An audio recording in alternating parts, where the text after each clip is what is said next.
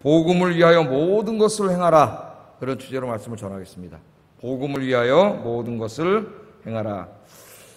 자, 사도행전 15장은 최초로 교회가 총회로 모였던 그런 이야기입니다. 예루살렘 공회가 모였던 이야기인데 왜 모였냐면은 이 초대교회에 대두되었던 구원론에 관한 문제를 다루기 위해서 초대교회 공회로 모였습니다.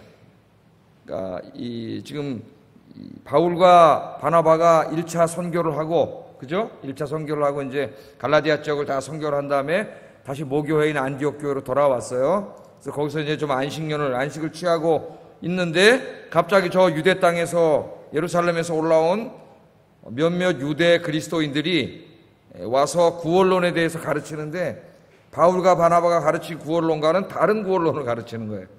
뭐라고 가르쳐요? 바울과 바나바는 오직 주 예수 그리스도를 믿음으로 네가 구원을 받고 하나님의 언약 백성이 된다. 그렇게 가르쳤는데 이 유대 그리스도인들이 올라와서 하는 말이 말도 안 되는 소리 하지 마라. 구약 성경을 읽어봐라. 창세기를 읽어봐라. 하나님의 언약 백성이 되려면 할례를 받아야 된다. 그래서 예수를 믿어야 구원받고 이스라엘 백성이 되지만 그것만 갖고는 부족하다. 뭐가 있어야 돼? 할례를 받고 모세 율법을 지켜야 네가 구원을 받고 하나님의 언약 백성이 된다. 이렇게 가르쳤습니다. 그러니까 안디옥 교인들이 갑자기 혼란이 왔죠. 혼란이 왔어요. 오직 주 예수 그리스도를 믿음으로만 구원받고 하나님의 백성이 되는 줄 알았는데 안디옥 교회 성도들은 대부분 이방인들입니다. 잘 몰라요. 할례나 이 모세율법에 대해서. 유대인들이 와가지고 하는 말이 아니라는 거예요. 할례를 받고 모세율법을 지켜야 구원받고 하나님 언약 백성이 된다는 거예요. 아마 구약 성경을 펴서 보여줬을지도 모릅니다. 그죠? 할례 받으라고 하는 거 보여줬을지도 모르겠어요. 자, 이렇게 되니까 지난주에 공부한 것처럼 바울과 바나바와 그들 사이에 뭐가 있었어요? 신학적인 논쟁이 있었고 심지어는 다툼이 일어났다 그랬어요. 바울이 불같은 분이에요. 바울이. 이 말도 안 되는 복음을 증거하니까 와서 막 토론을 하다가 막 다툼이 일어나고 그렇게 됐어요. 그러니까 이거 안 되겠다. 그래서 이 문제를 모교회이며 예수님의 12 제자가 있는 예루살렘 교회 최고의 권위가 예루살렘 교회 그 사도들에게로 이 문제를 가져가서 한번 이거 물어보자. 어떤 게 맞는지, 예수님께서 어떻게 가르치셨는지 그렇게 합의를 해가지고 이제 바울과 바나바와 또 몇몇 신실한 사람들을 뽑아가지고 예루살렘 교회로 보냈죠. 보내서 이제 거기 가서 그 일을 토론하게 됐는데 그 이야기를 듣고 토론이 시작됐어요. 근데 그 예루살렘 교회에도 완고한 율법을 지켜야 구원받는다는 사람들이 있어가지고 그 사람들도 일어나서 막 그런 얘기를 하니까 잠깐 휴정을 시켜놓고 사도들과 장로들이 모여가지고 어떻게 했다 그랬어요? 성경에 보면 오랜 시간 동안 이 문제에 대해서 하나님 말씀을 중심으로 토의를 했죠. 어떻게 해야 구원받느냐 진짜. 저 사람들도 무슨 아무것도 그냥 없는 막무가내가 아니잖아요. 그죠?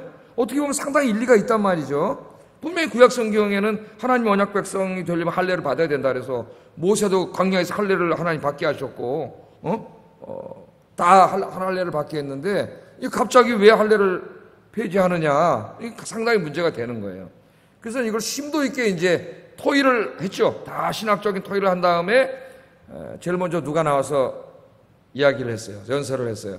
베드로가 나와서 베드로가 나와서 연설을 하면서 자기가 이제 그 고넬료라고 하는 사람 10장에서 나오지 않습니까? 이방인 로마군 장교인데 백부장 장교인데 그 사람 찾아가서 복음을 전할 때 하나님께서 딱 환상으로 보여주시고 그래서 이방인에게 복음을 전하라 해서 내가 가서 전했더니 성령께서 임하셔가지고 그 고넬료와 그 가족들 성령이 다 인치셔가지고 구원시키고 하나님의 자녀로 삼았다. 백성으로. 할례는 뭐예요? 인간이 육신에게 흔적을 남기는 거지만은 이제 누가요? 하나님께서 영으로 직접 이시셨다고 이야기하면서 베드로가 이제 중요한 교리적인 선포를 합니다. 교리. 그게 뭐예요? 구원받고 하나님의 백성이 되는 것은 오직 주 예수의 은혜로만 되는 겁니다. 그렇게 했죠. 주 예수의 은혜로만 되는 겁니다. 그래서 여러분들도 이제 주 예수 믿고 오직 주 예수의 은혜로 구원받은 줄로 믿습니다. 우린 육신에 무슨 이상한 그런 표시를 남길 필요가 없고 이미 여러분이 주 예수를 믿을 때 성령께서 여러분을 다 어떻게 하셨어요? 인치셨어요. 옛날에 인친다는 말은 여러분 소나 노예에다가 이렇게 도장을 찍는 거죠. 왜 도장을 찍어요? 내 거라는 거지, 내 거, 내 소유. 성령이 인쳤다는 것은 여러분들이 하나님의 소유, 하나님의 백성, 하나님의 자녀가 됐다는 거예요. 그러니까 그 할례 받고 뭐 이제 율법 이런 게 구원론하고 상관이 없다는 거예요. 성령께서 인치셨으니까. 그래서 제가 지난주에 설교했죠. 우리 눈에는 안 보여도 누가 보여요? 마귀들은 다 안다 그랬죠. 우리 하나님의 인치심을 다 보고. 예? 예수 잘 믿는 사람한테 꼼짝도 못한다 그랬죠. 마귀들이. 자, 그래서 베드로가 이제 그 오직 주 예수의 은혜로 구원받는 맞습니다. 11절에 지난주에 그 결론을 내렸습니다. 그러나 우리는 그들이 우리와 동일하게, 그러니까 이방인들이 우리와 동일하게 주 예수의 은혜로 구원받는 줄을 믿는다. 그게 이제 구원론에 대해서 딱 정리를 해서 베드로가 발표를 했어요. 그러니까 이것이 지금 논쟁이 되고 있는 게 사소한 관습이나 무슨 습관이나 전통이나 이런 문제였다면 바울이 아마 이렇게까지 하지 않았을 거예요. 그럼 본질적인 게 아니지 않습니까? 뭐 그렇게 하고 싶은 사람 하고 저렇게 하고 싶은 사람 해라. 고린도전서 8장에도 보면은 고기, 이방인의 제단에 올라간 고기를 먹어야 됩니까? 먹을 수 있습니까? 먹을 수 없습니까? 이거 물어보잖아요. 그때 바울이 뭐라 그래요? 그까지 고기는 그게 무슨 고기가 뭐라고 그 이방인 제단에 올라갔든 말든 고기는 고기일 뿐이지. 하나님 주신 것으로 감사하게 먹으면 그냥 먹으면 되는 것이고 그것도 그냥 이게 좀 꺼려가지고 먹기 싫으면 먹지 마라. 먹어도 그만이고 안 먹어도 그만이야. 그러나 그걸 먹는다고 죄 지는 게 아니다. 그건 아무 그게 없는 거다. 바울이 그렇게 얘기했지 않습니까? 그냥 하나의 그 자기 취향 뭐라 그럴까요? 자기 그냥 신앙의 취향이야 그냥. 그냥 신학적으로는 먹어도 상관없지만 꺼리면 먹지 말라 그랬어요. 또 하나님이 주셔서 감사함으로 한번 먹으라 그랬어요. 그래서 우리가 그 말씀을 통해서 이제 추석이 다가오는데 추석날 제사상 위에 올라간 음식을 먹어야 됩니까? 안 먹어야 됩니까? 근데 나는 이제 교회 다니는데 우리 시댁은 안 믿어요. 안 믿어. 그래갖고 또 거기 제사 음식 가지고 이제 나눠 먹는데 나는 안 먹어. 그러면 시어머니가 화가 나가지고 이제 너나 예수 믿냐 이러면서 가족 뭐라 그러는 거죠. 먹어도 돼요? 안 돼요? 먹어도 돼요. 맛있게 잡수세요. 그냥 맛있게 잡수세요. 근데 또 누가 옆에 있다가 교회 다니는 사람은 안 먹는 줄 알고 야, 너 저거 제사상 음식인데 안 먹는 게 맞지 않냐? 그러면 그 가르쳐준 사람의 그 성의를 봐서 또 그냥 안 먹어. 먹지 말라 그랬어요. 그게 아무것도 아니야. 그냥 먹어도 되고 안 먹어도 되고. 그까짓 게 뭐 이렇게 화학적인 변화를 일으켜서 나를 죄짓게 하겠어요. 그죠? 또 그게 같이 이제 막 제사를 지내면 음식도 해야 되잖아요. 그럼 난 너무 믿음이 좋아갖고 제사상에 올라가는 음식은 나는 만들지 않을래. 그러고 내가 맨돌인데 아무것도 안 하고 대리만 보고 앉았으면 그것도 분란나잖아. 가족이 화목해져야 되는데. 가사의 일을 돕는다는 의미에서 같이 음식을 만들어도 됩니다. 그런 사소한 전통에 관한 거예요. 그 본질적인 게 아니에요. 그런 거는. 근데 그런 것 때문에 잘못 알아가지고 막 그럼 죄 짓는 거라 그래가지고 제사상 올라가 먹으면 안 된다 그래가지고 막 가서 원래 기독교인들이 가족을 구원하고 그래야 되는데 더 문제가 되는 경우가 있어요. 사소한 거면은 바울이 항상 그렇게 이야기하는데 이거는 사소한 문제가 아니에요. 지금 기독교의 근간에 관한 문제예요. 어떻게 해야 구원을 받고 하나님의 자녀가 되느냐 하는 굉장히 아주 제일 중요한 문제죠. 이게 확실히 지금 통일이 이루어져야 이 신앙 고백이 통일이 돼야 또 나가서 전도를 하죠. 전도를 하는데 어떤 사람은 예수 믿어서만 구원받지 못합니다. 할례 받고 모세율법도 받아야 됩니다. 이렇게 전도하고 어떤 사람은 예수 믿으면 구원받습니다. 이러면 어떻게 되겠어요? 이 세상이. 그러니까 이런 진리에 대해서는 확고하게 우리가 통일된 신앙 고백이 있어야 돼요. 그래서 우리는 통일된 신앙 고백을 가지고 있죠. 뭐가 있어요? 사도신경 암송하잖아요. 전능하사 천지를 만드신 하나님 아버지를 내가 믿습니다. 그러면서 우리는 근데 우리가 믿는 고백을 다 이렇게 고백하잖아요. 그죠? 그럼 예수님 재림하실 때까지 다 나와요. 사도행전에. 아쉬운 거는 이제 하나님 나라에 대한 고백이 없어. 거기 그것만 좀 아쉽지. 중요한 고백이 다 들어가 있어요. 그래서 우리가 믿는 진리에 대해서 분명히 알아야 된다. 제가 지난주에 이렇게 공부했습니다. 구원론뿐만 아니라 더 힘든 거는 종말론 같은 문제들, 그죠? 성령론, 그리스도론, 기독론. 지금까지 교회사 2000년 동안 예수님이 누군가 토론하고 있어요. 기독론에 대해서, 신론에 대해서, 무신론자들이 지금 다 이 지성사회를 장악하고 있는데 이런 문제들에 대해서 우리가 성경이 무엇을 말하고 있는지 분명하게 알아야 돼요. 분명하게. 그래서 교리를 가르치고 있다 그랬죠. 지금 목사님들이, 우리 목사님들이 교리도 공부하고 또 설교 시간에 제가 계속 얘기하기 때문에 하여튼 예배를 열심히 참석하세요. 설교를 잘 들으세요. 어떻게 참석만 하지 말고 어떻게 들어야 돼요? 집중을 하세요. 들으세요. 집중을. 네? 하나님의 말씀 진리를 알고 싶어 막 알고 싶은 그 궁금증을 가지고 집중해서 들으세요. 집중해서. 자, 그래서 베드로가 그 이야기를 했습니다. 오직 구원은 주 예수의 은혜로 받습니다. 하나님 은혜로 받는 거지. 예? 그리고 바로 그 예수님의 십자가에서 죽으시고 부활하신 그 복음이 완전하다 그랬죠. 그래서 제가 가톨릭의 공로주의, 예? 우리 믿음으로만 구원받지 않고 우리가 또 선한 행위를 해야 된다고 하는, 자꾸 뭔가를 붙이려고 그래요. 왜? 이게 구원을 받는데, 죄사함 받고 구원 받는데 그냥 믿음으로만 받는다 그러면 뭔가 좀 이상한 것 같고, 그죠? 아닌 것 같고, 우리 인간이 그러잖아요. 그래서 어떤 목사님이 쓴 글을 읽어보니까 재밌게 썼더라고요. 예? 우리 어떤 사람들이 만약에 종이학 1000마리 접으면 천당 간다 그러면은 아마 안 믿는 사람도 다 접을 거래요. 밑줄에 본전이니까 하면 종이학 1000마리 만들어가지고. 그러니까 뭔가를 해야 내가 구원 받는 것 같아. 우리 마음은 그렇잖아요. 뭔가를 해야 돼요. 그렇지 않습니다. 예수님의 십자가의 죽음과 부활은 완전하다. 완전하다. 다른 게 필요 없다. 주님이 다 이루셨다. 예수님 돌아가실 때 뭐라 그랬어요? 내가 다 이루었다 그랬잖아요. 흔들리지 마시길 바랍니다. 또 베리칩을 심으면 또 구원 받습니까? 안 받습니까? 또 헷갈려요, 사람들. 예? 베리칩에 이단들이 이렇게 떠드니까. 그 구원하고 상관이 있다 그랬어요? 없다 그랬어요, 제가? 구원은 오직 누구와 상관이 있어요? 주 예수 그리스도를 믿느냐 안 믿느냐하고 상관이 있다고. 그렇게 가르쳐도 무슨 베리칩은 뭔 상관이 있어요? 예? 구원하고 아무 상관없어요. 내가 정말 진실로 주 예수 그리스도를 여러분이 믿었으면 여러분은 다 구원받는 줄을 믿습니다. 다른 변수를 생각하지 마세요. 오직 주 예수 그리스도로 완전하다. 베드로가 그렇게 이제 선포를 했죠. 자, 오늘은 그 다음이에요. 다음. 베드로만 말한 게 아닙니다. 베드로가 이제 이 중요한 진리를 선포한 이후에 그 다음에 이제 베드로보다 사실 이 당시에 더 중요한 사람이 있었어요. 예루살렘 교회 지도자. 담임 목사예요. 그 사람 베드로가 아닙니다. 지금 이때는 누구예요? 야고보예요. 야고보. 정말 중요한 거는 야고보의 입장이에요. 야고보의 입장. 야고보가 뭐라고 말할 것이냐. 이제 야고보가 여기 입장 표명을 해야 되는데 야고보가 입장 표명을 합니다. 오늘 이제 주가 야고보 얘기예요. 그런데 야고보가 이야기하기 전에 예루살렘 교회에서는 다른 순서를 하나 더 집어넣었어요. 베드로가 발표한 다음에 다른 순서를 하나 더 집어넣었어요. 순서를 짤 때. 그 순서가 뭡니까? 바울과 바나바의 전도 간증.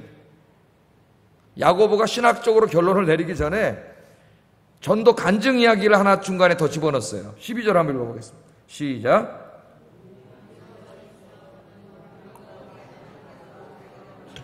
이방인 중에서 행하신 표적과 기사에 관하여 말하는 것을 듣더니. 자, 여기 보세요. 온 무리가 가만히 있어. 사실은 요게 콤마가 있어야 돼요. 콤마가. 이 가만히 있어는 베드로의 설교를 듣고 온 무리가 잠잠해졌다는 얘기입니다. 여기까지 연결되는 거예요. 우리 번역을 좀 이렇게 붙여놔가지고 잘 이렇게 머릿속에 안 들어오는데, 베드로가 11절에서 뭐라 그랬어요? 오직 주 예수의 은혜로 구원받는 줄을 믿노라 하니라. 온 무리가 어떻게 했어요? 잠잠했더라 이 말이에요. 잠잠했더라. 그 온 무리 중에 누가 있어요? 아까까지 어떤 사람들이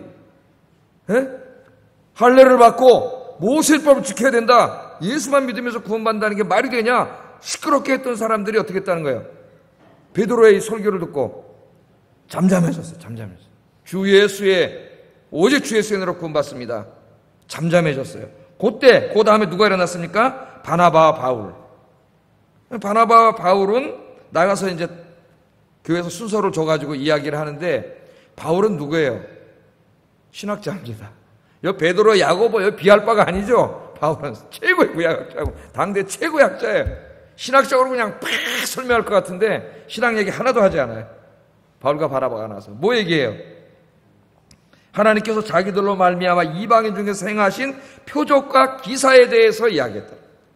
아주 따끈따끈한 이야기. 예? 베드로가 교리를 선포했기 때문에 참 지혜로운 거죠. 나가서 이제 그 교리가 맞다는 간증, 그건 뭐예요? 자기들이 체험한 거죠. 우리 이제까지 쭉 공부해왔지 않습니까? 예? 공부했잖아요. 이 바나바와 바울이 갈라디아 지역, 즉 터키 그쪽을 쫙 도시들을 방문하면서 선교할 때에 뭐 하나님께서 능력을 주셔갖고 기사와 표적이 많이 일어났다 그랬죠. 예. 많이 일어났다고 성경은 그렇게 이야기했는데 그것을 쭉 다 이야기하고 특별히 루스드라에서는 날 때부터 앉은뱅이 걸어보지도 못하는 그 사람을 어떻게 했어요? 일으켰죠. 일으켜서 걷게 했더니 루스드라에 있는 사람들이 깜짝 놀라갖고 이거는 이 사람들은 신이 아니다. 아니 신이 아니라가 아니 인간일 수 없다. 인간이 어떻게 그걸 할 수가 없지 않습니까? 이 사람들은 신이다 그래가지고 소를 잡아와서 제사를 지내라고 했어요. 예? 이런 얘기들을 막 지금 다 해준 거예요. 예? 하나님께서 역사하셔가지고 하나님 막 이방인들을 구원하시고 표적과 기사가 일어나고 안진뱅이가 일어나고 예? 막 회개하고 돌아와서 지금 교회가 도시마다 교회가 세워지고 막 이런 얘기를 하니까 사람들이 어떻게 했다고요? 이야기를 다 어떻게 했다 그랬어요? 이야기를 어떻게 했다고요? 듣더니 동사가 들었다 졸았다 한 게 아니라 딴 생각했다 지루해갖고 몸을 비틀었다가 아니라 너무 재밌어갖고 이렇게 쫙 집중해서 들은 거예요. 그 말을 간증 이야기를. 그러니까 베드로가 구원은 오직 주 예수를 믿음으로 주 예수의 은혜로 이루어지는 겁니다. 그것을 바울과 바나바가 나서 우리가 진짜 나가서 전도 주 예수 그리스도의 복음을 증거했더니 모세율법 말도 하지 않고 할례는 말도 안 하고 주 예수 그리스도의 복음을 증거했더니 정말 이런 놀라운 일들이 일어났다는 것을 막 간증한 거죠. 간증한 거. 자기들의 체험을. 그래서 제가 생각했어요. 우리 그리스도인들에게는 이게 이런 체험이 많아야 된다. 체험이. 우리의 신앙은 제일 중요한 건 말씀이에요. 말씀의 토대 위에 굳건히 서 있어야 돼요. 우리 신앙이. 그러나 그 말씀의 토대 위에서 우리가 그 하나님의 은혜에 대한 체험이 있어야 돼요. 내가 전도해서 그 사람을 막 구원한 그런 전도한 체험도 있어야 되고 내가 기도 막 해서 기도 응답 받은 막 그런 생생한 이야기 체험도 있어야 되고 그죠? 내가 신앙생활하면서 하나님께 은혜 받은 따끈따끈한 이야기들 막 이런 이야기들 여러분 그런 이야기들 하면 어때요? 여러분이 해주면은 듣는 사람이 잘 듣죠. 잘 들어요. 제가 이렇게 설교를 해보니까요 신학적이고 이론적인 얘기할 때는 집중이 잘 안 돼. 거기도 집중하는 분들이 있어요. 그분들은 진짜 10% 안에 드는 사람들이에요. 제가 신학적으로 설교하는데 따끈따끈한 얘기하면은 졸다가도 다 들어. 졸다가도. 그래서 이 친구가 연설을 잘하는 사람은 이 스토리를 스토리로 이 논리로 얘기하는 게 아니라 이걸 감동적인 스토리로 얘기하는 사람이 최고라 그래요. 이야기로. 이 간증거리잖아요. 하나님은 살아계십니다. 여러분 우리가 하나님 잘 믿으면 간증거리가 많을 수밖에 없어요. 하나님의 은혜 체험이 많을 수밖에 없어요. 신앙생활 엉터리로 하면은 하나도 체험을 못하니까 간증할 게 없어. 근데 내가 정말 하나님 앞에 신앙생활 잘하면 간증할 게 너무 많아요. 매일매일 하나님의 은혜예요. 하나님의 은혜. 아까 제가 이렇게 앉아서 우리 성가대가 에스더 성가가 찬양 부르고 있는데 저 은혜를 받았어요. 가사로 은혜를 받고 따라 불렀어요. 여러분 이렇게 찬양을 부르고 내가 신앙으로 찬양을 부르고 그 찬양을 내가 이렇게 진짜 기도하는 마음으로 듣고 그러면 은혜가 됩니다. 하나님 말씀 들을 때도 집중해서 은혜를 받으려고 막 갈망하면 그 은혜가 되고요. 말씀이 막 다가와요. 나한테. 그 마귀는 말씀을 못 듣게 하죠. 그게 어떻게 해요? 길바닥 마음. 어떻게 해요? 새가 와서 쪼아먹어. 말씀이 탁 떨어지자마자 새가 촉촉 쪼아. 농부가 씨를 뿌렸는데 새가 와서 쪼아먹어버려요. 예수님 뭐라고 해석했어요? 말씀이 떨어질 때 사탄이 와서 탁 뺏어간다 그랬죠. 말씀이 떨어지는데 사탄이 그거 받아먹으면 저 사람이 영적으로 튼튼해지거든요. 건강해지고. 그러니까 이 사탄이 말씀이 떨어질 때 탁 뺏어가는 거예요. 여러분 마음에. 이 길바닥 마음이에요. 길바닥 마음. 여러분 말씀을 뺏기지 마세요. 말씀이 선포되면 아멘으로 받기를 주의 이름으로 축복합니다. 그래서 오늘부터 여러분 바울과 바나바처럼 베드로처럼 간증이 많다는 하나님의 그 은혜 체험이 많은 매일매일 하나님의 은혜가 새롭고 아침마다 새롭도 쏘이다 그랬지 않습니까 여러분? 하나님의 은혜 받은 게 내가 젊었을 때는 참 은혜 받았는데요. 그렇게 얘기하는 분이 있어요. 그러면 지금은 뭐 했다는 거예요? 젊었을 때 몇십 년 지났는데. 요새 얘기가 없잖아요. 요새 얘기가. 요 집사님 내가 오늘 새벽에 새벽기도 하다 은혜 받은 얘기를 해야지. 주의 은혜가 어떻다고요? 날마다 새롭습니다. 은혜 얘기 날마다 아침 얘기하기도 바빠 죽겠는데 50년 전 10년 전 얘기 어딨어요. 아침에 은혜 받은 얘기 해야 되는데 예? 매일매일 아침마다 여러분 눈 뜨고 아침마다 주의 은혜가 새롭게 체험되는 여러분 되시고 간증이 넘치는 여러분 되길 주의 이름으로 축복합니다. 간증만큼 사람들에게 감동을 주는 게 없어요. 그래서 바울과 바나바가 택한 전략이 간증이에요. 간증. 사실은 바울이 특수적으로 했어야 되는데 바울이 간증을 했어요.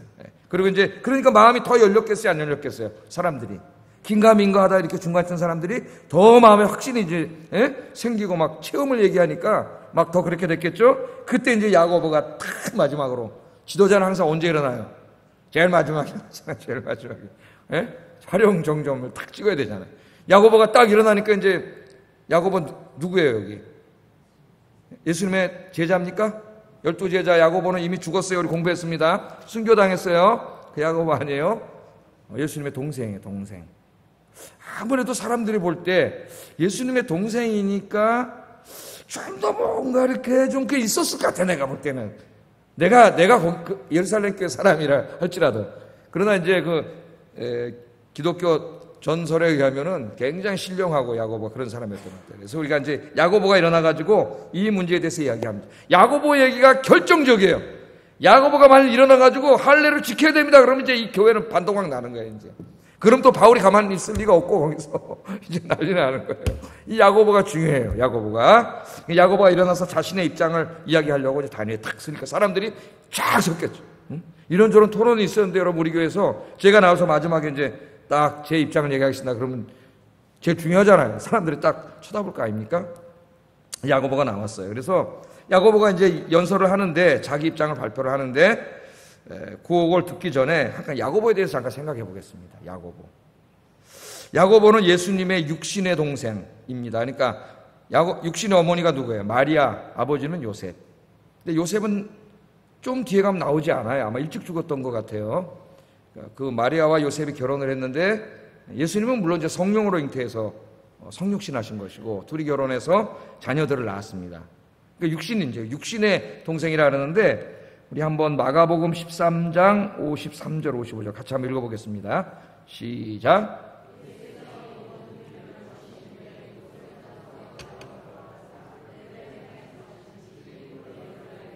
이 사람의 이 지혜와 이런 능력이 어디서 났느냐? 이는 그 목수의 아들이 아니냐? 그 어머니는 마리아, 그 형제들은 야고보, 요셉, 시몬, 유다. 그러니까 이 4명의 남자 형제가 있었습니다. 예수님의 이 육신의 형제죠. 육신의 형제. 그러니까 마리아와 요셉 사이에서 난 4명의 형제가 있었어요. 야고보, 이름 누구예요? 야고보, 요셉, 시몬, 유다. 이 중에서 이제 성경에 나오는 사람이 야고보하고 유다. 유다는 어디 나올까요? 유다서. 성경에 유다서 쓴 분이 예수님 동생이에요. 유다서. 자, 그 야고보가 예수님의 이제 그 4 형제 중에 한 사람, 형제였습니다. 이 야고보와 예수님의 육신의 형제들은 예수님이 살아계실 때는 예수님이 하나님의 아들 메시아라는 걸 안 믿었어요. 아마 내가 볼 때는 믿기 제일 어린 환경에 있는 사람이 형제들이 아닐까. 왜냐면 어렸을 때 형, 잘 모르잖아요, 애들은. 형, 그랬는데 형이 어느 날 뭐 하나님의 아들이라고? 그럼 미쳤나? 아마 이렇게 생각했어요, 진짜로.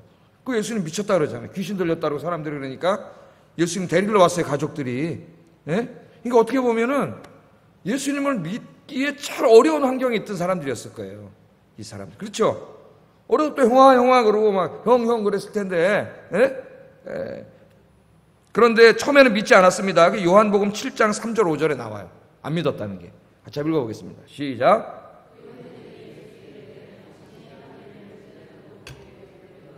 유대로 가소서 스스로 나타나기를 구하면서 묻혀서 일하는 사람이 없나니 이 일을 행하려 하거든 자신을 세상에 나타내소서 하니 이는 그 형제들까지도 예수를 믿지 아니함이로라. 그 예수 동생들이 예수님 보고 뭐라 했는지 아세요? 나사렛 그 총구석에 와서 갈릴리 맨날 그 촌동네 사역하고 다니니까 지 형한테 한 말이에요. 형 메시아라면서 하나님의 아들 메시아라면서 하나님의 아들 메시아하면서 예루살렘 저 수도 서울에 가가지고 저 강남 가가지고 저 번떼라는 데 가서 사역을 해야지. 형 아무도 안 알아주느니 갈릴리 그 총구석에 와서 뭐 하는 거예요? 지금 그 말이죠. 안 믿는 거예요. 그러니까 비아냥거리는 거예요, 동생들이. 비아냥거리는 거예요. 형 저 예루살렘에 가보시오. 그렇게 얘기해. 그러니까 이 사도 요한 요한복음 썼죠. 뭐라 그래요? 형제들까지 예수를 믿지 않았죠. 믿을 수 없는 거죠. 근데 이 형제들이 어떻게 예수님이 하나님 자기네 그냥 형이 아니고 성령으로 잉태된 하나님의 아들 메시아임을 어떤 계기로 통해서 믿게 됐을까요? 어떤 계기를 통해서? 예수님이 부활하신 다음에 죽으셨잖아요. 십자가에서 죽으셨잖아요. 죽으시고 3일 만에 부활하신 다음에 그 부활하신 예수님을 만나고 그때 이제 깨닫게 된 거죠. 인간이 자기는 형이었다면 어떻게 부활을 해요? 인간이 예? 부활을 못하죠. 죽은 지 3일 만에. 하나님이시니까 부활했죠. 그때 깨달은 거예요. 그래서 고린도전서 15장 7절에 보면은 사도 바울이 그 예수님께서 부활하신 다음에 사람들에게 쭉 나타났다는 걸 이야기하면서 이런 얘기를 해요. 7절에 한번 읽어보겠습니다. 그 후에 야고보에게도 보이셨으며 그 후에 모든 사도에게와. 이 야고보가 예수님의 동생 야고보. 예? 야고보에게 보이셨다는 거예요. 형 메시아면 하면 저 예루살렘 가서 다른 데 가서 한번 뻔때나게 사람들 많은 데 가서 한번 해보지. 시골 구석에서 뭐 하는 거예요? 이랬던 야고보가 아마 이름도 제일 먼저 나오는 걸로 봐서 그 중에서 제 형이었던 것 같아요. 네 형제 중에서. 예? 부활하신 예수님 찾아가셔가지고 십자가에서 죽은 자기 형이 다시 살아난 것을 보고 이분이 내 형이 아니고 하나님의 아들 메시아였구나. 그걸 믿게 됐습니다. 그래서 사도행전 1장에 보면은 예수님이 이제 하늘로 승천하셨죠. 승천하신 다음에 120명의 아주 신실한 성도들이 모여서 성령을 받으려고 기도하고 있을 때 그 무리 가운데에 야고보가 있어요. 예수님의 제자 그룹에 들어가게 돼요. 사도행전 1장 14절 읽어보겠습니다. 시작. 마음을 같이하여 오로지 기도에 힘쓰니라. 예루살렘을 떠나지 말고 예수님 뭐라 그랬어요? 모여서 성령 임할 때까지 기도하라 그랬죠. 근데 그 기도하는 아주 신실한 사람들 중에 누가 있어요? 예수의 아우들 4명이 다 여기 함께. 예수님의 어머니 마리아도 있고 그 아들들도 여기 함께 기도했다. 그렇게 성경이 나옵니다. 주님의 제자가 된 후에 야고보는 다른 형제들과 함께 전도하는 일에 굉장히 힘썼던 것 같아요. 전도하는. 그래서 이 바울이 다 얘기를 해요. 고린도전서 9장 5절에 한번 읽어보겠습니다. 시작. 주의 형제들과 게바와 같이 믿음에 자매된 아내를 데리고 다닐 권리가 없겠느냐. 바울은 이제 자기는 혼자 다녔죠. 아내가 어떻게 됐는지는 알 수 없지만 아마 결혼은 분명히 했을 거예요. 이 나이 때. 유대인이 결혼 안 한다는 있을 수가 없고 아마 일찍 죽었을 겁니다. 일찍. 어떤 사람은 도망갔다 그런 사람도 있어요. 바울이 집안을 안 돌보고 맨날 그냥 이런 일만 돌아다니니까 난 당신이랑 못 살겠어 그러고 도망갔다 그랬어요. 그 FF 브루스라고 그 복음주의 세계적인 학자가 그런 주장을 해요. 그러나 대부분의 학자들은 아마 일찍 죽었을 것이다. 일찍 죽었을 그런 얘기를 합니다. 그 이제 얘기를 하면서 자기는 혼자 복음을 전하는데 주의 형제들은 어떻게 하고 있어요? 자기 아내와 함께 다니면서 복음을 증거한다 얘기할 때 이 얘기가 우리에게 정보가 되잖아요. 아마 야고보가 자기 아내와 함께 베드로도 자기 아내와 함께 전도하러 다녀. 그러니까 전도를 열심히 한 거죠. 자, 이제 바울이 부활하신 예수님을 만나게 되는데 그 만나고 회심한 지 3년 아라바로 갔죠. 아라바로 가서 3년 있다가 아라비아에 선교하러 갔어요. 3년 있다가 돌아와서 제일 먼저 이제 예루살렘을 방문했어요. 여러분 기억이 나시면은 설교 잘 들은 거예요. 이미 다 공부했습니다. 방문했을 때 그 예루살렘에 다른 사도들은 없었고 주의 형제 야고보만 있었다고 그렇게 얘기를 하고 있어요. 한번 갈라디아서에 그 얘기를 하는데 1장 19절을 읽어보겠습니다. 시작.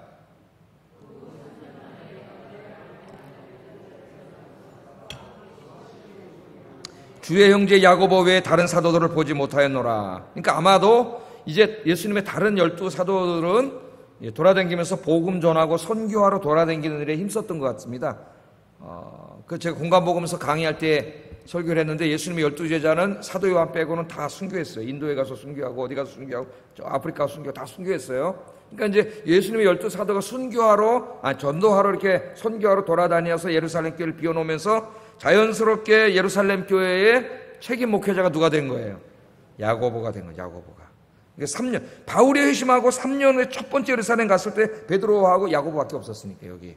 근데 베드로도 여러분 알다시피 어떻게 해요? 계속 전도하러 다니잖아요. 나중에 로마에 가서 전도하다가 십자가 거꾸로 순교하지 않습니까? 예. 그래서 결국 이렇게 돼가지고 오늘 우리가 15장에서 읽었는데 이 예루살렘 교회 최고 지도자가 누가 된 거예요? 야고보가 된 거예요. 야고보에게 맡겨놓고 나머지 12사도는 다 흩어져가지고 전도하고 복음 전도하러 다녀. 예? 그렇게 다닌 거예요. 베드로도 여기 지금 잠깐 이런 일이 있다니까 잠깐 온 거지. 이 교회는 누구한테 다 맡긴 거예요? 야고보에게 맡긴 거예요. 그래서 이제 실질적인 지도자는 이 사도행전 15장에 오면 야고보입니다. 예수님의 형제 야고보가 여기에 담임 목사예요. 담임 목사. 그렇게 여러분이 아시면 되겠습니다. 이 갈라디아서 2장 9절에 보면은 이러죠. 또 기둥과 같이 여기는 야고보와 이렇게 나오죠. 이거는 이제 사도행전 11장에 예루살렘 교회에 기근이 일어나가지고 안디옥 교회에서 구제헌금을 받아서 바나바와 바울이 가잖아요. 우리 공부했죠. 그때 방문했을 때입니다. 그게 이제 갈라디아서 2장인데 그때 가서 뭐라 하냐면 기둥같이 여기는 야고보 제일 먼저 나와요. 기둥같이 여기는 야고보를 만났고 그 다음에 게바와 요한과 역전됐어요. 안 했어. 맨 처음에 베드로가 여기서 수장이었는데 다 선교하러 나가면서 이때는 기둥이 됐습니다. 야고보가.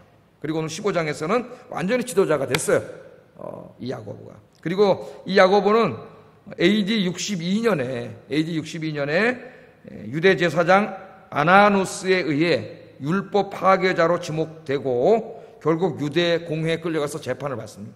재판을 받고 유대인들이 돌멩이 맞아 죽어요. 저기처럼 스데반처럼 돌멩이 맞아서 62년도에 이 야고보가 예루살렘 교회를 목회하다가 순교하게 돼요. 예수님의 동생이 순교하게 됩니다. 자, 그렇게 야고보에 대해서 잠깐 생각해 봤어요. 우리가 수요일이니 공부를 했습니다. 자, 이 야고보가 일어났어요. 자, 야고보가 일어나서 뭐라 했습니까? 14절 한번 읽어보겠습니다. 시작. 하나님이 처음으로 이방인 중에서 자기 이름을 위할 백성을 취하시려고 그들을 돌보신 것을 시므온이 말하였어요. 시므온은 누구예요? 베드로지, 베드로. 베드로의 히브리식 이름이 시므온이잖아요. 시므온. 지금 조금 아까 베드로가 얘기했잖아요.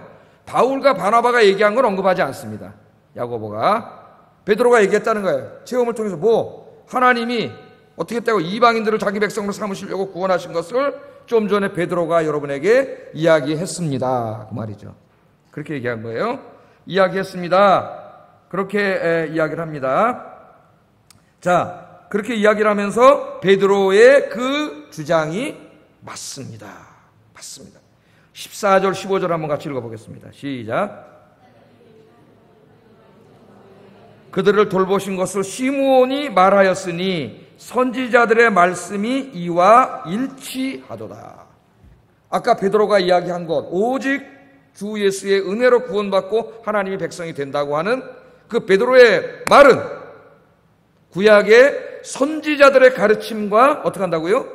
일치합니다. 일치합니다. 선지자들의 가르침과 일치하면 맞는 거지 뭐. 예? 그러면서 기록되었으되 그럼 그 선지자 말씀이 뭐요? 그랬을 거 아니야 당연히. 말만 하면 안 되잖아요. 자료로 입증을 해야지.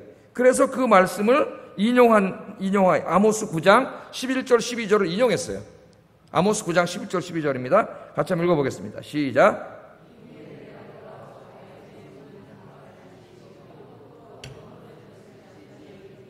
이는 그 남은 사람들과 내 이름으로 일컬음을 받는 모든 이방인들로 주를 찾게 하려 함이라 하였으니 즉 예로부터 이것을 알게 하시는 주의 말씀이라 함과 같으니라. 구약 성경 히브리어 성경 마소라 사본을 그대로 문자적으로 인용하지는 않았습니다. 그 히브리어를 헬라어로 번역한 헬라어 구약 성경이 있었거든요. 그 헬라어 구약 성경을 참조했던 것 같고 그것도 그대로 인용하지는 않고 자기가 좀 요약하고 각색하고 자기 말로 바꿔서 이런 걸 뭐라 하냐면 이제 패러프레이즈라 그래요. 패러프레이즈 해서 이제 인용을 했어요. 인용을 했는데 하나님이 아모스 선지자를 통해서 뭘 약속하셨다는 거예요? 내가 이후에 돌아와서 다윗의 장막을 회복하겠다. 그죠? 다윗의 장막을 다시 짓겠다. 그렇게 하나님이 아모스에게 약속했다는 거예요. 그런데 그 다음에 뭐라 그래요? 그 장막을 짓고 그 남은 사람들은 유대인 중에 남은 자들, 경건한 자들이 남은 자들과 내 이름으로 일컬음을 받는 모든 이방인들, 이제 하나님께로 돌아온 이방인들, 그러니까 유대인들만이 아니에요. 이스라엘만이 아니에요. 이스라엘도 다가 아니에요. 경건한 유대인들과 이스라엘인들과 하나님을 믿은 이방인들이 그 하나님께서 회복하신 다윗의 장막 장막은 뭡니까? 성소죠, 성소. 예? 다윗의 장막에 들어와서 거기서 함께 하나님을 찾고 예배하고 찬양하게 될 것이다. 아모스가 그렇게 예언했다는 거예요. 그런데 그 예언이 이루어졌다는 거예요, 지금. 이루어졌. 그 예언과 베드로의 설교가 정확히 일치한다는 거예요. 정확히 일치. 물론 바울과 바나바의 간증과도 일치합니다. 자, 내가 마지막 때에 다윗의 장막을 새로 지으리라. 그 다윗의 장막이 누구예요? 뭐예요?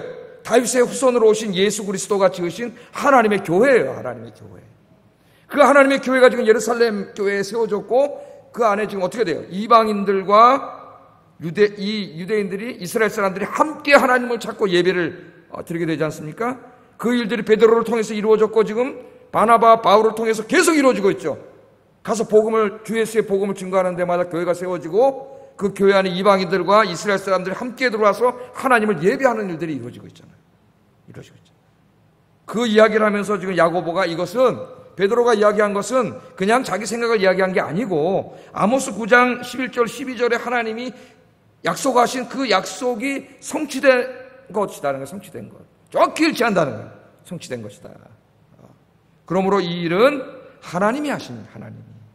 그러므로 더 이상 이방인들이 모세 율법 지키지 않고 할례 받지 않고 예수 믿음으로 구원받는다고 하는 것을 받아들여야 된다. 그리고 그들에게 할례 받으라고 괴롭히지 말라. 괴롭히지 말라.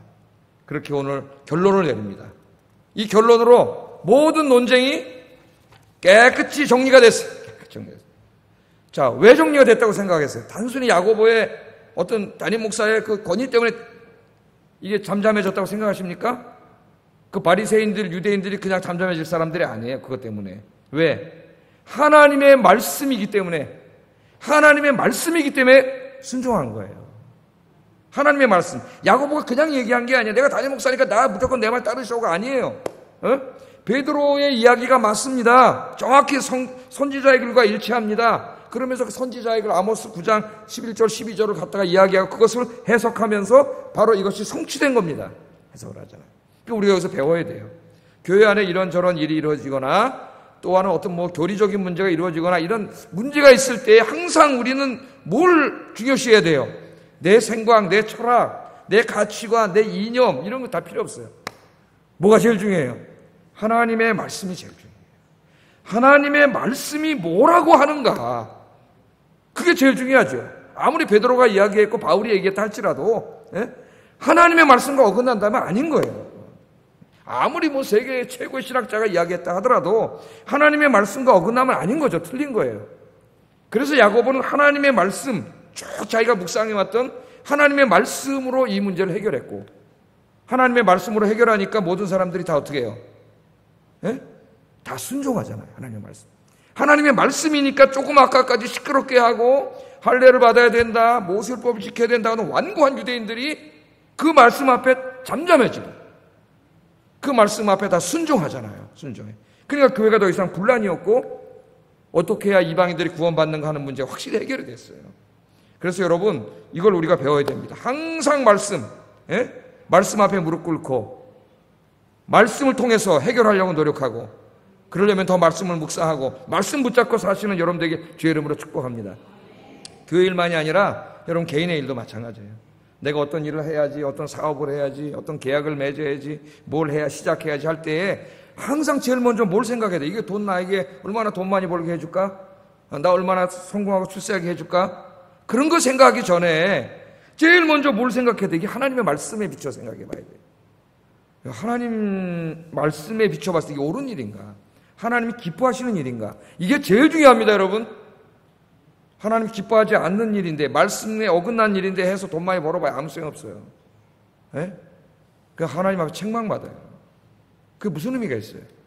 늘 말씀을 묵상하고 내 인생의 문제, 교회의 문제 모두 다 말씀 안에서 해결하고 말씀 앞에 순종하는 여러분들 되시기를 주의 이름으로 축복합니다.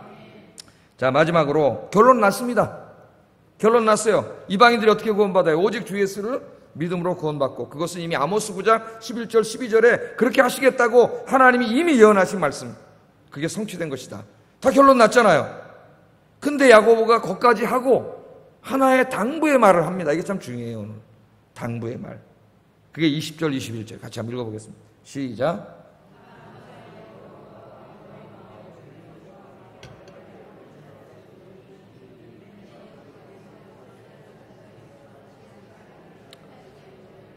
아멘. 자, 그러니까 이방인들이 구원받는데 할례 받을 필요 없고 모세율법 지킬 필요 없고, 그러니까 구원받는데 무슨 모세율법이 여기 음식법이라든가 뭐 이런 거 부정한 음식 안 먹고 뭐 이런 거 지킬 필요 없다고 얘기한 거예요. 그런데 뭘 부탁하냐면은 다만 우상의 더러운 것과 음행과 목매어 죽인 것과 피를 멀리 하라고 안디옥교에 편지를 하자. 이방인 그리스도인들에게. 그건 좀 멀리 하자. 그렇게 얘기를 합니다. 그렇게. 자, 이거 어떻게 된 걸까요? 예? 이 말을 오해하면 안 됩니다. 어떤 사람들이 이 말씀을 오해해가지고, 여기 봐라. 예수 믿는 사람도 예수 믿고 구원받는 건 맞는데, 피를 먹지 말라 했으니 선짓국을 먹으면 안 되고, 목 매달아 죽은 거 먹지 말라 했으니 우리나라 개 잡을 때 보통 목 졸라 죽이는데 개고기 먹으면 안 되고, 뭐 이렇게 가르쳤고 믿는 분들이 있어요. 내가 맨 처음에 여기 왔을 때 설교하는데 나한테 물어본 분이 있어요. 선짓국 먹어도 됩니까? 개고기 먹어도 됩니까? 우리 이미 10장에 공부했죠. 고넬료 앞에 그 율법에 금지한 그 부정한 것들이 잔뜩 내려왔는데 먹으라니까 베드로가 하나님한테 따졌잖아. 나 이거 어려서부터 한 번도 안 먹었는데 하나님 왜 먹으라 그럽니까? 야 이놈아, 내가 깨끗하게 했는데 뭘 네가 더럽다 그러냐. 예? 그거 아니에요. 모든 음식은 하나님이 주신 것이고 감사함으로 먹으면, 그게 제사상에 올라갔던 것이든 뭐 올라갔던 것이든 감사하게 먹으면 살로 안, 예? 또 열심히 뛰셔야 살이 빠져요. 하여튼 별로 없어요. 그런 게 아니에요. 이 말은 무슨 말입니까? 유대인들 선교를 위한 말씀이에요. 유대인들 선교. 자, 결론은 났습니다. 구원받는데 내가 무슨 그 유대인들이 금하고 있는 여기 지금 피 안 먹고 뭐 목매어 죽인 거 안 먹고 부정한 음식 안 먹고 이런 거 구원하고 아무 상관없어. 그건 맞는데 저 유대인들 또한, 아직 예수를 믿지 않는 유대인들 또한 모세율법을 열심히 지키고 있는 저 유대인들도 구원받아야 할 사람이고 복음에 증거돼야 할 사람이라는 거예요. 야고보는 지금 그 예루살렘에서 목회하잖아요. 그들에게 전도하려고 완고한 그들이 나중에 때려 죽였지, 야고보를. 네, 결국은 그들에게도 복음을 증거해야 되는데, 만일 우리 그리스도인들이, 이방인 그리스도인들이 야 구원하고 아무 상관없네, 다 먹어도 되네, 그래가지고 유대인들 앞에 가서 선짓국을 막 먹고 피를 먹고 막 목매달아 죽은 걸 막 먹고 이러면 그 유대인들이 볼 때는 굉장히 혐오스러워하는 거거든요. 그렇게 된다면은 유대인들에게 어떻게 복음을 전할 수 있겠느냐 그 말이에요. 그렇잖아요. 예? 그건 먹어도 되고 안 먹어도 되는 거라 그랬죠 아까. 예? 그건 아무것도 아니에요. 안 먹어. 그러나 유대인들을 전도하기 위해서는 유대인들이 혐오스러워하고 싫어하는 건 안 해야 되잖아요. 그러니까 그것을 야고보가 지금 부탁하는 거예요. 예? 양심의 자유야, 양심의 자유. 내가 그것을 먹을 수 있는 자유가 있어요. 신학적으로 아무 문제가 없어요. 그러나 내가 그것을 먹음으로 인해서 유대인들이 복음을 받아들이는데 방해가 된다면 먹지 말아야 돼요. 그게 아무리 나에게 살이 건강하게 해준다 할지라도 먹지 말라는 거예요. 이게 이제 중요한 양심의 자유는 고린도전서 8장에서 10장 말씀에서 바울이 자세하게 다루고 있습니다. 여러분, 우리가 이걸 적용해 보겠어요. 우리는 모든 것을 할 자유가 있습니다. 우리가 원하는 것을 말하고 먹고 입고 그렇게 할 자유가 있어요. 우리에게 자유가 있습니다. 그러나 우리는 우리의 이웃들을 구원하기 위해서 때때로 우리의 자유를 스스로 제한해야 될 때가 있어요. 내가 행동하는 그런 행동과 말이 내가 전도하려고 하는 저 사람이 굉장히 싫어하는 것이고 꺼려하는 것이라면 그 사람을 구원하기 위해서, 복음을 전하기 위해서 기꺼이 내 자유를 어떻게 하라는 거예요? 제한해야 된다는 거예요. 네? 해도 되지만 뭐가 더 중요해요? 저 사람의 영혼을 구원하는 게 더 중요하다는 겁니다. 그래서 사도 바울이 오늘 여기에 결론을 듣고 평생 그렇게 살았어요. 그걸 이제 어디다 고백하냐면은 고린도전서 9장 18절 23절 이 말씀이 아주 중요한데 같이 한번 읽어보겠습니다. 시작. 그런즉 내 상이 무엇이냐? 내가 복음을 전할 때에 값없이 전하고 복음으로 말미암아 내게 있는 권리를 다 쓰지 아니하는, 복음을 위하여 내게 있는 권리를 다 쓰지 아니하는 것이로다. 내가 모든 사람에게 자유로우나 스스로 모든 사람에게 종이 된 것은 더 많은 사람을 얻고자. 내가 다 자유로워 모든 사람에게 마음대로 행동 말할 수 있지만 종이 됐다는 거예요. 왜? 그 사람들의 영혼을 구원하기 위해서. 그러면서 말합니다. 유대인들에게 내가 유대인과 같이 된 것은 유대인을 얻고자 합니다.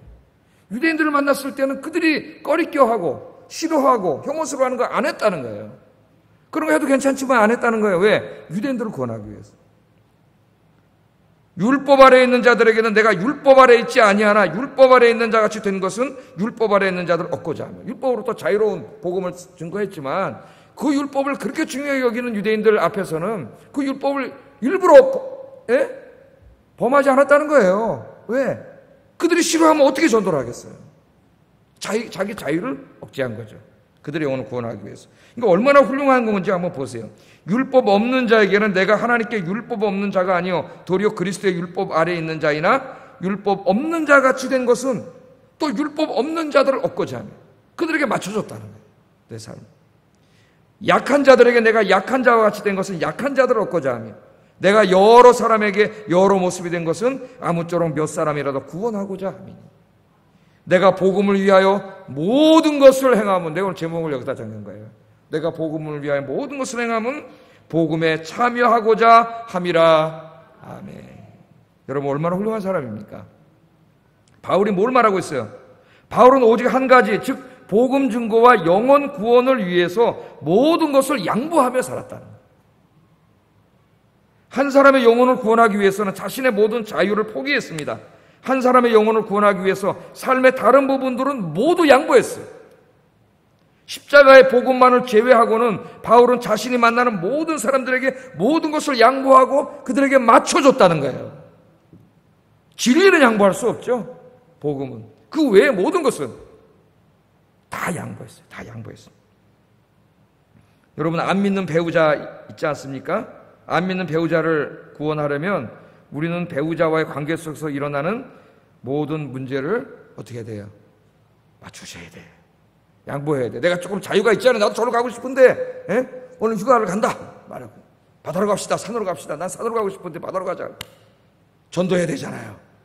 그래 산으로 갑시다. 바다로 갑시다.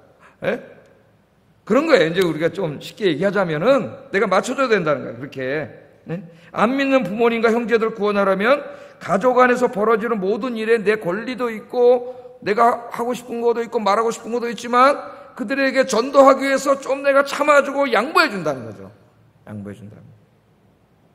안 믿는 이웃의 영혼을 구원하려면 직장이나 어디 가서 이제 안 믿는 세상 사람들은 내가 저 사람 전도해야지 그러고 딱 정해져 있잖아요. 그럼 그 사람들 가서 전도해야 되는데 어떻게 돼요? 또 이런저런 일 많이 있잖아요. 다른 일들이. 내 권리도 주장하고 내 말도 하고 내 주장도 하고 싶은데 전도해서 다음 주에 교회 데리고 나가려고 그래. 그러니까 내가 그럴 때 어떻게 하라는 거예요? 내가 좀 양보해 주는 거죠. 양보해 주는. 왜? 뭐가 더 중요해요? 내 권리보다 내 자유보다 저 사람 구원하는 게 더 중요하니까. 바울이 지금 그 얘기를 하는 겁니다. 그 얘기는. 그래서 저도 군에 있을 때 이렇게 포병은 구타가 심했어요. 구타가 심했는데 참 그 애들이 좀 매맞을 짓을 하는 애들이 가끔 있어요. 뺀질뺀질거리고. 난 제일 싫어하는 사람이 그냥 뺀질이야. 남들 다 열심히 하는데 혼자 일 안 하고 뺀질뺀질거리고 그 사람 제일 싫어요. 뺀질이로. 그럼 진짜 때려주고 싶어. 근데 제가 주일날 교회 데려가야 되거든요. 또 야 교회 집 봐. 그래 교회 데려가요. 그러니까 주머니에 손을 딱 집어넣고 한 대 때릴까 봐요. 딱 안 때리려고. 근데 뭐라 그럴 거 있는데도 진짜 주일날 교회 가자 해야 되는데 교회 데려가야 되는데 그러니까 주일날 제가 병장 때는 딱 애들 교회 집합 그래야 딱 집합시켜가지고 딱 그냥 교회 가는데 4분의 4박자 이 군가는 다 4분의 4박자예요. 예수님 찬양이 4분의 4박자. 그게 딱 앞으로 가! 그럼 예수님 찬양 예수님 찬양 쫙 지나가는데 그 대대장 CP 앞을 지나가는데 대대장이 그러더라는 거예요. 야, 저 새끼들 미친놈들이야. 예수님 찬양 쫙 했대. 그 교회를 데려가야 되니까 좀 혼낼 일이 있어도 좀 부드럽게 좀 뭐라 그러고 좀 다른 거 내가 또 권리를 찾으려고 그래도 교회 데려가야 되니까 주일날 좀 이렇게 양보하고 빠지는 거죠. 군에서 체험을 했어요. 지금은 제가 목사가 돼가지고 여러분들하고만 상대를 하니까 그래가지고 여러분들은 저하고 달리 전방이야. 여러분들은 나간 데가 다 최전방에 나가시잖아요. 내일. 저는 아무래도 사령부에 앉아있는데 여러분들은 최전방에 나가서 안 믿는 막 전도 대상자들을 직접 만나시고 막 그렇게 하지 않습니까? 그럴 때 여러분 모든 여러분의 삶을 오직 복음을 위하여, 그 사람의 구원을 위하여, 때로는 양보하고, 그죠? 자기 자유를 제한하고 그 사람 영혼 구원을 위하여 그렇게 맞추어서 오직 그 사람 구원을 위하여 살아갈 수 있는 성숙한 우리 그리스도인들이 되기를 주의 이름으로 축복합니다. 기도하겠습니다. 말씀을 생각하면서 기도하겠습니다. 오늘 이 말씀을 통해서 우리가 하나님의 은혜를 체험하는 사람이 되어야 된다 그랬어요. 체험이 많아야 간증도 많다 그랬습니다. 주님과 나와 만나는 신앙 생활 속에서 하나님의 놀라운 은혜를, 생생한 은혜를 아침마다 새롭게, 매일 아침마다 새롭게 하나님의 은혜를 체험하게 해주세요. 첫 번째 기도 제목. 두 번째, 나의 말씀이 하나님의 말씀에 깊이 뿌리 내리게 하시고 내 인생의 모든 문제를 해결할 때 말씀 속에서 해결하게 해주시옵소서. 두 번째 기도 제목. 세 번째는 오직 복음을 위하여, 오직 구원을 위하여 내 삶을 살게 하소서. 기도하겠습니다. 사랑하시는 하나님,